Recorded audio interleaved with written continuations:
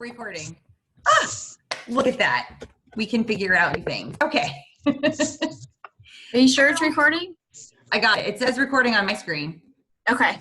Okay. It wasn't letting me be the host. I don't know why. Okay, so I 2 weeks ago heard this really great sermon at church, and you guys, it totally applies to our business. And so I'm going to kind of start off track a little bit, and I promise I'm going to bring it around, so bear with me for a minute. So I want you to think of some really big brands like Target. When you think of Target, what are a couple things you think of? Like, we all have a couple things we think of right away when we think of Target, right? You all have a couple things you think of right away when you think Starbucks or Lowe's or Walmart. Like, we all have things we think of when we think of the big major brands. And most of the time, as long as you've had a good experience at those stores, the reason you think those things is because they put a lot of effort and energy into getting you to think those things, right? Target wants you, when you have a list of like random stuff you need, right? Like shampoo and shoes and a birthday card and a birthday present. Target wants you to automatically think, oh, I can get all of that at Target. They want, they go to a lot of effort. It's not an accident that you think the things you think about Target. Okay, that's intentional. They're actually giving you, those things to think about. So what I want you to think of, and then I guess let's go into this. Why do they do that? They do that because they want you to not only become a customer, they want you to become an advocate. Okay, they want to add you to their customer base, and they want you to go out and multiply their message, right? So say tomorrow the first Target ever in your area is opened, right? And you go in and you love it and you have an amazing experience. And you come out you and call them and I'll call you when I'm share done. that message with I love you. two of your friends. Hold on. How do I do this? Hey, Amanda. Oh, thank you. Okay. So you go into Target for the first time ever tomorrow, right? And you love it. And you come home and you just tell two of your friends. So then the next day, you and your two friends are all now Target advocates. Hopefully your two friends go in, they love it, they come home, and they each tell two of their friends, okay? So Target is adding customers, and they're using you to multiply their message. All companies do this, okay? They spend loads of money on advertising and marketing and all this stuff, but some of the best marketing tools are word of mouth and what people say about you. And when we want, this applies to us and our business, like across the board in everything we do. You need to have a brand for you. It doesn't have to be what my brand is or what Nan's brand is or what Lauren, like, we all need to have our own brand. Okay, so when somebody thinks of Stephanie, what are they going to think? They should have a couple things right away that they think that they can identify with, right? I mean, when someone thinks of me, I want them to have a couple things that they automatically think of. That's your brand. That's who you are. And you guys, if you don't have an identity, you're kind of going to be out there and you might occasionally attract a couple people, but you're not like really honing in and having an identity. And this is where, we've talked a lot about having like an avatar and really talking to an avatar, but I think there's another way to think of it. And I think you need to think of you as a brand. So real quick, if you have paper and pencil in front of you, like when you think of yourself as a brand, what are some things that you think of? Like, are you a mom? Are you, are you a teacher? Are you a full-time working mom? Where do you work? What do you do? Like, what are things that are you? And it shouldn't all be health and fitness. Now, obviously, health and fitness should be part of our brand, because when you chose to be a coach, you chose for that to be part of your brand. Like my husband, when he switched companies, like he chose to identify himself with that company. He's a representative of that company. He should that should be, so being a health, being a coach should be part of your brand, because you want people, when they need someone, to think to come to you. You don't want them to think to go anywhere else. You want them to think to come to you. So, so I want you to really think about that over the next week or so, and always, you can always post in the team page and ask, but you really need to think about branding yourself. And now, once you have your list, maybe 5 things that just are you. Like, are you a mom? Are you a student? Are you a teacher? Like I said, you need to have these things that you identify with. And then every single time you post, you need to basically run those for your brand. Does your post identify with your brand? Because, like, think of Target, for example. If they had a commercial on TV with a bunch of guys on like motorcycles smoking cigarettes, that is like so outside of their brand that it would be weird, right? That's what they always, their commercials always stick to their brand. Now, not everything I see in their commercial is something I want, right? But their commercials always stick to their brand. And I remember it was a year or 2 ago, Target had ads on, and it didn't even say Target till the very end. It was like a whole minute and a half ad, but you knew it was Target from the beginning without them saying Target, because it was their brand, right? So every time you write a post, whether it's a recipe or you're sharing something from personal development, or you're sharing a fitness post, or just about your kids, or whatever you are sharing, you need to run it through your brand. Does it fit who you are? Because people are going to start, your brand is basically going to have a voice, right? That's what we type out. Those are the posts we write. That's our voice. And if people are going to start to recognize your voice, the more you do it, the more you stick to your brand, people are going to, when you write something, when you write a post, they're going to know that it's genuine. They're going to know that it's really, truly from you. And when they start to recognize your voice, and then they get messages from you in that same voice, they're going to know you're being genuine. They're not going to feel like you're copying and pasting, or, I just yesterday, a friend of mine was like, hey, I just signed up to sell candles. Want to do it with me? And I was like, no. But it was very generic, and I could tell without a doubt at all that she copied and pasted and sent it to like 40 people. But if she had taken time to brand her voice through her posts, because that's where people get to know us. That's our advertising. That's our commercial. I said it another way once, I think in a live video, like, your wall is like your very own reality TV show, right? And you get a chance to create your own brand, and your voice has to match your brand. And the more consistent you are in your voice and your brand on your wall, the more people are going to believe you when you send them a message, because they're going to recognize that it's the same voice. You're not being generic. You're not trying to just gain customers. Like, you're legitimately there. You care about them. You want to help them. And it's a big deal, because if they recognize your voice, they're not going to just say, no, I don't want to. They're going to be a lot nicer. When I first started, I had a lot of people lash out, for lack of a better word, when I would invite them. And now I very rarely get a lashing out. Most of the time it's a, no, not right now, I'm not interested, or crickets, they just ignore me. But I don't get the lashing out as much anymore. And I think that's because I've been so consistent with my voice and my brand on Facebook. So then we want to take this. So once you have a brand, once you have something that is you and is very solid in you, you can attract people, right? So we want to add customers. We want to constantly be adding customers to our base, because that's how we help people, right? As we get them to join us, they become a customer. But we want to take those customers and we want to turn them into advocates so we can multiply, because a lot of people just add, okay? And it's great to add customers, and it's even great to add coaches. But if those people aren't multiplying what your efforts, if they're not multiplying what you're doing, your business is going to flatline. And you might hear people on the National Wake Up Call or at Summit or on Beachbody boards be like, oh, I went to 2-star diamond in 6 weeks. And you're like, what? How did that happen? And I guarantee you they're not still 2-star, and they probably have no one under them multiplying their efforts. It's all just a shallow business.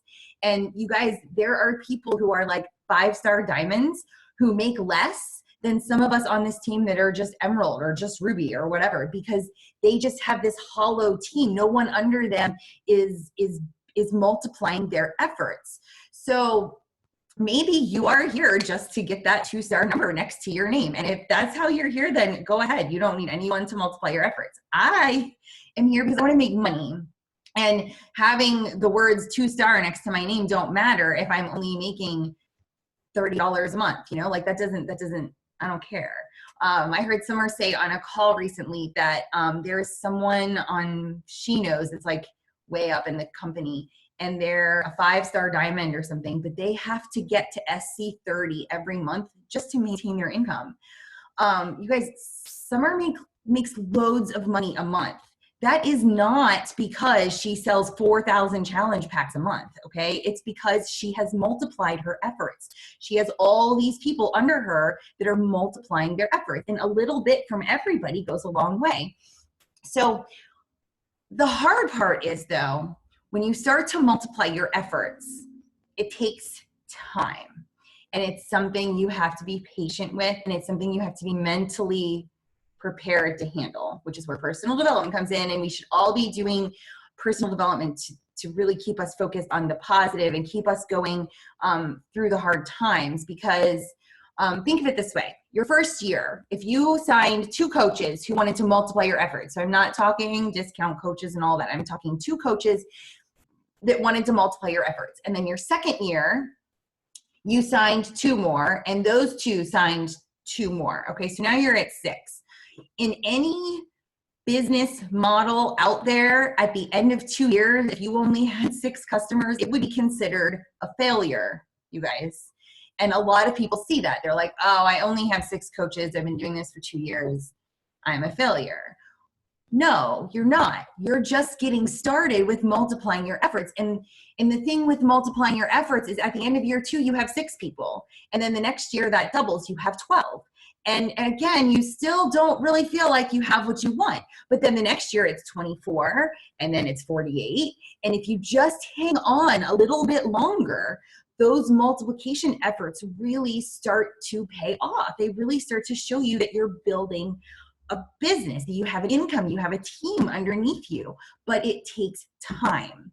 And more than time, it takes you branding yourself. If you don't have a brand, if you don't have a voice, if you don't have like just very much who you are, if people can't say, like, if someone says your name, there are things they should automatically think of. And if they do, if you have really honed in your brand, they will want to follow you. They will want to multiply your efforts. They will see your success, and they're going to be like, hey, I kind of want to do that too. And you're going to start to multiply the efforts. It is, if you're going to Summit, you will hear loads of recognition for all these people that have all these numbers and names and whatever after their name. It's fun, I'm sure, to get recognized and to walk across stage and all of that. And I would like to be able to do that someday. But I don't want a hollow team underneath me. You know, I want people I want a business that's deep, because the deeper it is, the more solid of a foundation you have. If you only have 2 people under you that are multiplying your efforts and 1 quits, you just lost 50%, you guys.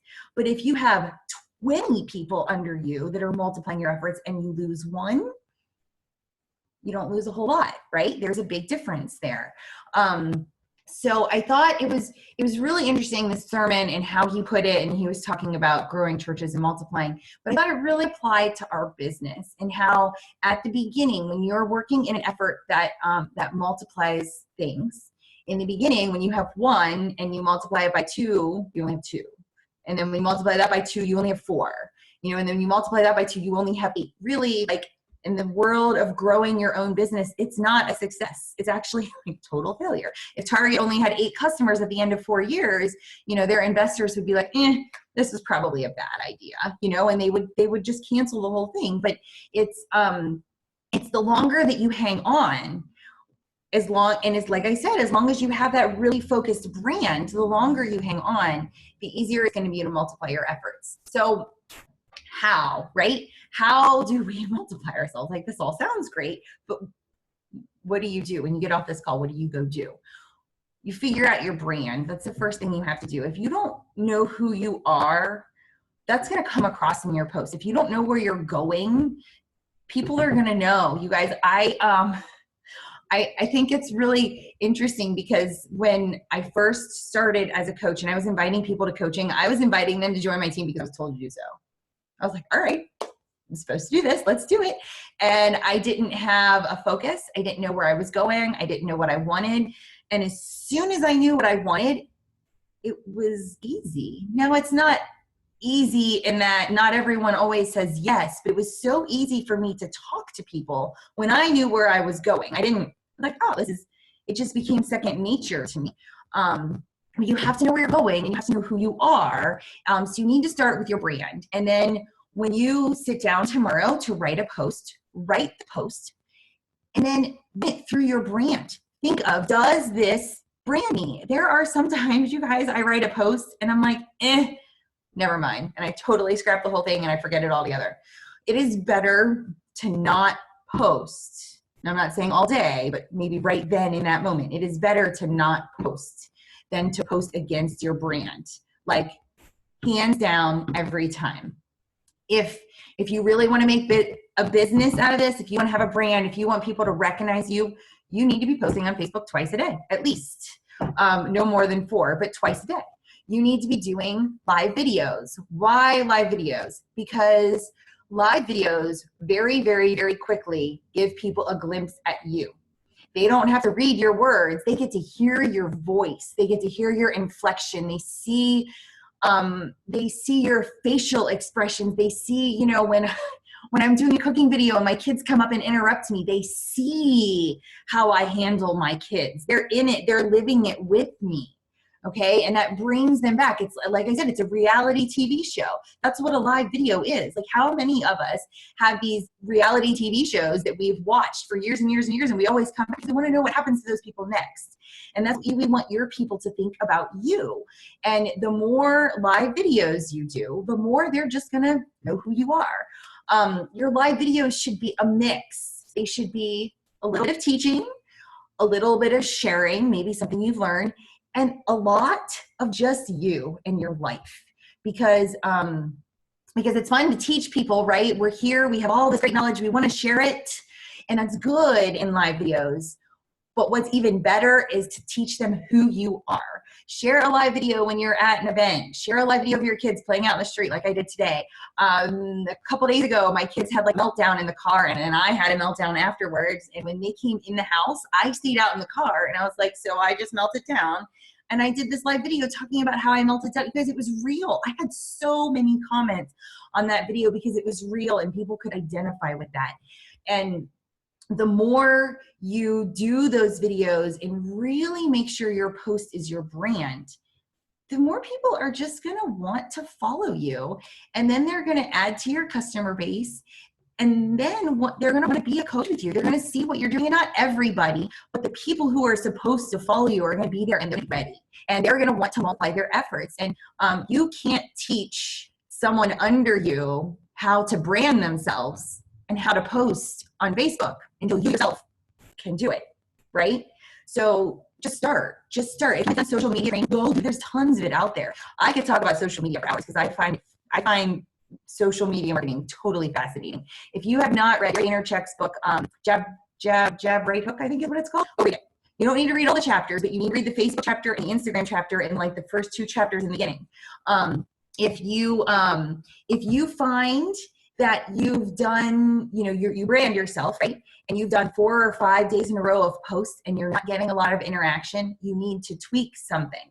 You don't need to tweak who you are, but maybe you need to tweak your voice a little bit, or maybe you need to use different emojis or use different emotions in your post or different pictures or something. If your posts at the end of 5 days, if your posts have no more than 20 interactions on each post, you need to tweak it. It's not working, because if you're only reaching 20 people with each post, you're not filling your funnel.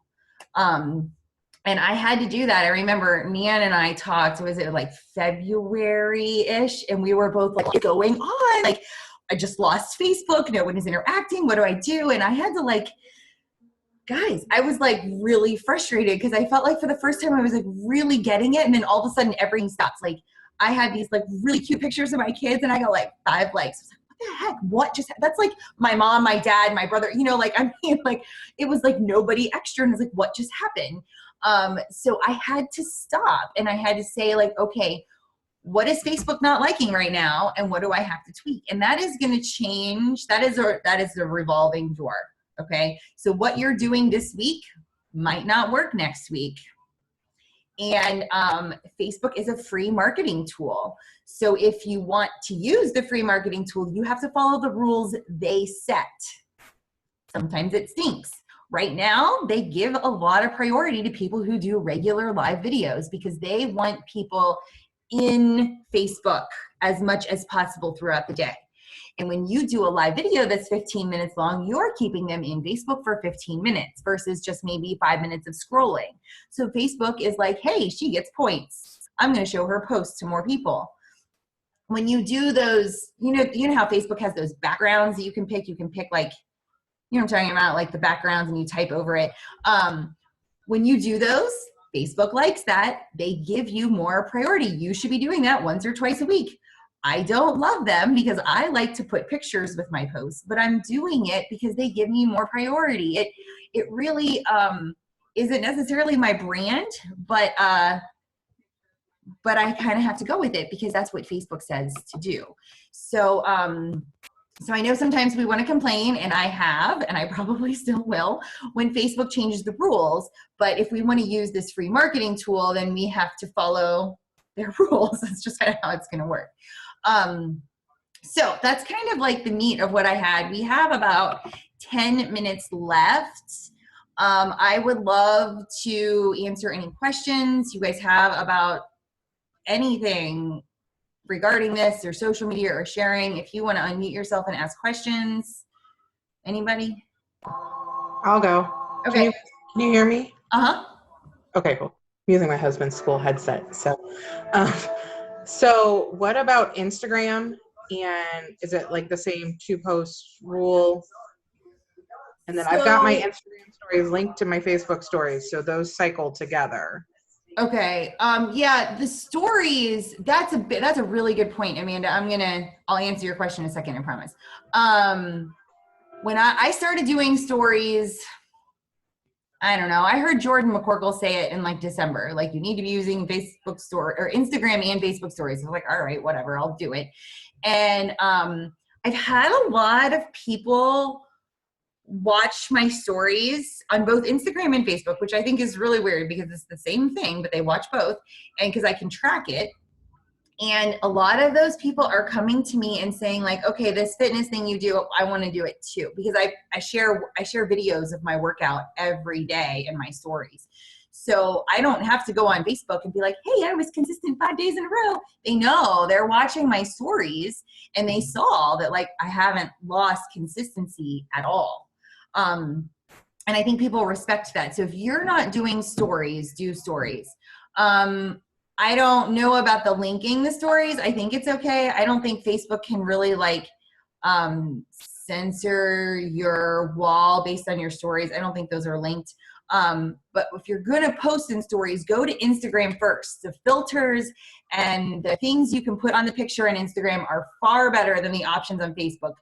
Do it on Instagram. It will automatically save to your phone, and then you can go over to Facebook and save the exact same, put the exact same thing into your stories, if that makes sense. As far as Instagram isn't as time sensitive with your posts. So sometimes, guys, if I only have time to post on Facebook, I post on Facebook because Facebook's more time sensitive, right? If you post at 2 a.m. and no one likes your thing, Facebook is going to assume that no one likes it, and they're going to kind of dump it. And by that, I mean they're going to not give it priority. So Facebook, you really do you kind of need to try to post within times that your people are going to see it.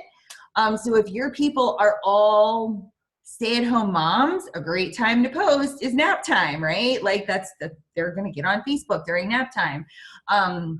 So you kind of, it doesn't have to be like an exact time of day, but you kind of need to post within time ranges. Instagram, I feel like it doesn't matter. They just kind of see your stuff anyway. As far as, what was your question about Instagram, Amanda? Sorry. Just what the, like, because I know Facebook, like, 4 times a day. So, like, what? Oh, Instagram, I mean, I do usually 1 to 2 times a day. So Facebook, sometimes I'll put like a picture on it that's off. Like, you have something that's maybe not a perfect picture, but it's a good message. So you go ahead and put it on Facebook. Instagram, I usually try to save like the best 2 posts from the day with like the best 2 pictures and put that in Instagram, because I feel like pictures stop people from scrolling in Instagram. Do you like almost copy and paste your posts from Absolutely. Insta? Okay. Yes. It's because you reach more people. Instagram shows more people your stuff. So even if you're friends with them on Facebook and Instagram, many times they're going to see it on Instagram before they see it on Facebook, if they even see it on Facebook at all. So I just copy and paste, and I've done it for 6 months now, and I haven't seen any like negative anything from anybody. So I say go for it. Anybody else got a question?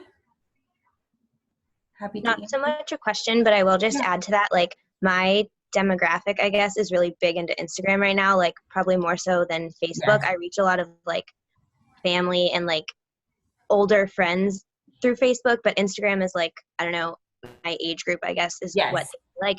And as far as like multiple postings on Instagram, stories, like you said, totally fine. But as far as like actual posts that go on your page, if you post like 2 things a day, it's like a big no on Instagram for whatever reason. It's just not as accepted. So if you are going to do that, definitely do like, you can post multiple pictures in the same post and then just have one like caption under it. But I would stray away from doing like a multiple postings in the same day on Instagram. So like Katie said, like your best post, I guess, of the day, stick it on Instagram, and you can do multiple pictures that people can scroll through, but don't do multiple posts on Instagram. It's like, that's a really good point. And people find it like very icky. If they do, they're like, oh, sorry, I posted twice. And it's like, ugh, for whatever reason, I don't really know. No, that's a really, really good point. Can I add something? Yeah. It also, think about your brand and then the hashtags you use too, because I will get really deep into Instagram. This is a guilty pleasure of mine. And I look into hashtags and I find different people and I follow them. So like Teacher Life and Dog Mom, like those different things. I'm gonna find people and people will find you. Like random people will just like my post. I'm like, oh, and then they start following you. So you just never know.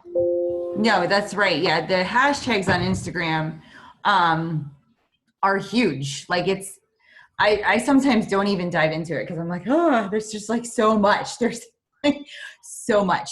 But the hashtags are huge. And once you know your brand, it should be pretty easy to go find hashtags that fit your brand and fit your voice. And those are going to be your people. And it's so much easier on Instagram to find your people. They're, not all of your best friends are exactly like you, right? I mean, they may be your best friends. You may know them forever and you've gone through life with them.